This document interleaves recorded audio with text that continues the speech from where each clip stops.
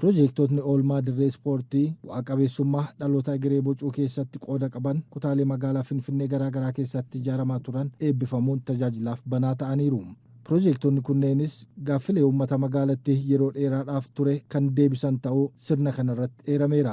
Piroojeektoota kunneeniin eebbisuun tajaajilaaf banaa kan godhan kantiibaan bulchiinsa magaalaa Finfinnee Aadde Adaanech Abeebees bulchiinsi magaalichaa magaalaa Finfinnee jiraattota isheef mijattuu godhuu fi daa'imman guddisuufis bakka filatamtuu ta'uu fi magaalaa miidhagduu Afrikaa gochuuf hojjetamaa kan jiru ta'uu dubbataniiru. ዛሬ በአዲስ አበባ 24 የስፖርት ማዘውተሪያና የህፃናት መጫወቻ ስፍራዎችን ከ400 ሚሊዮን በላይ ወጪ በማድረግ ገንብተን ለአገልግሎት ክፍት አድርገናል።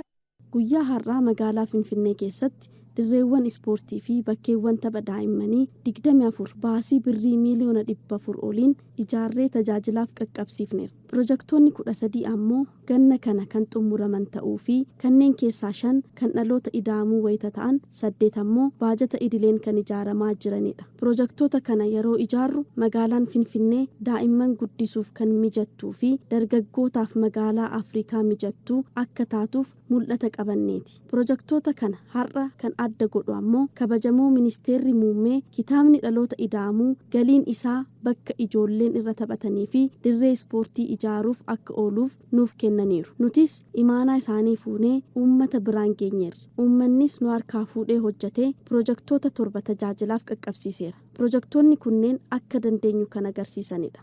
Sirna kanarratti kan argaman ministeera raayyaa ittisa biyyaa Dr. Abrahaam Balaay hojii qabatamaan mul'atu kana keessatti tumsa ministeera muummee Dr. Abiy Ahmed dinqisiifatanii galateeffataniiru.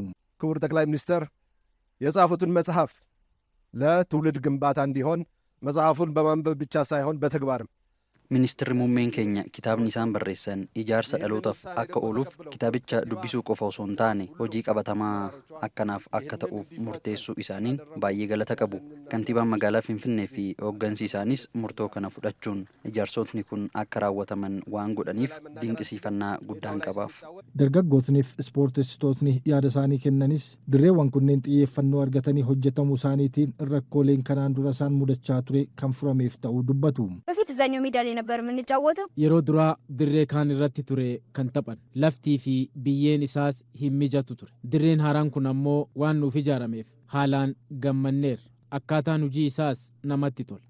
ለማህበረሰቡ ከሱስ hawaasni bakkeewwan araadaaf isa saaxilan irraa of fageessee akka asitti yeroo isaa dabarsuuf haala ni mijeessa. ለሱስና ካልባሌ ቦታ የሚሉ ወጣቶች በብዛት አሉ. Dargaggoonni bakkeewwan araadaaf isaan saaxiluu fi isaaniif hin malle oolaa jiru. Garuu naannoo keenyatti dirreen akkanaa gahan tokko osoo jiraate wantoonni akkanaa hin mudatan jedhee yaada. Jiraattonni magaalaa Finfinnee tokko tokkos hojiilee hojjetameen rakkoo fi saaxilamummaa araadaa dargaggoota kan xiqqeessu ta'uu fi fuula durattis jajjabaatee itti fufuu akka qabus himaniiru. Ijoolleen araada adda addaatiif akka saaxilamne gargaara. Bulchiinsa magaalaa hojjetaa jiru kun hojii baay'ee boonsaadha. Wanta nama abdachiisudha jechuudha. ይሄ ነገር በዚህ አይነት ሁኔታ ከቀጠለ በጣም sosochiin eegalame kun haaluma kanaan cimee kan itti fufu taanaan abdii magaalaan keenya ni jijjiiramti jedhuun qaba.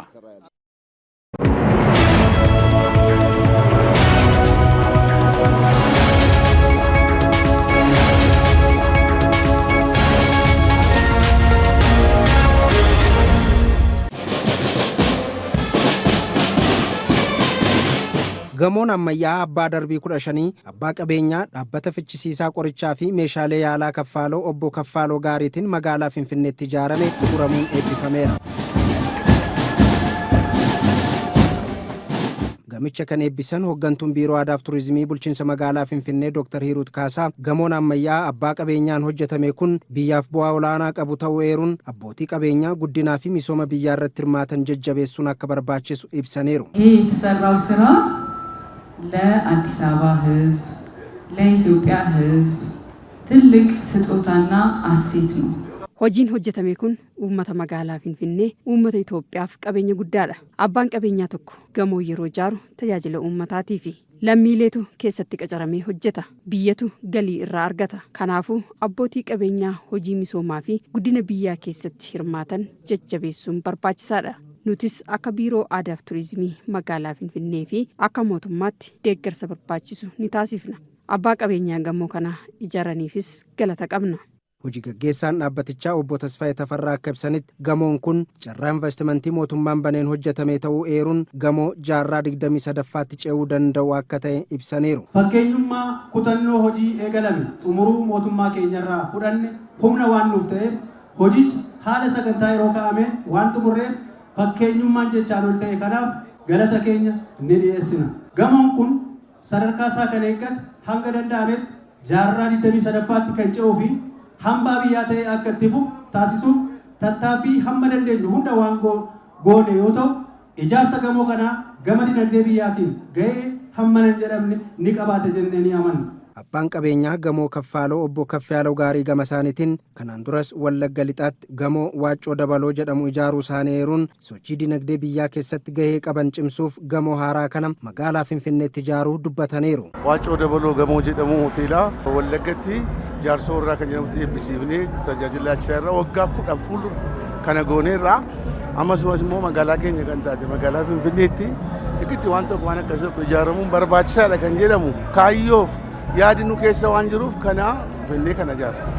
Hiriyoonni obbo Kaffaaloo gama isaaniitiin hojiin abbaa qabeenyaa kanaan hojjetame faayidaa olaanaa qabaachuu eeruun abbootiin qabeenyaa kaanis investimentii irratti hirmaachuun guddina biyyaa keessatti akka tumsuu qaban dubbataniiru. Ikoonoomii biyyaa kana keessatti biyyattii kana keessatti Oromoon gahee guddaa qaba. Hirmaannaan nama dhuunfaa garuu baay'ee muraasa.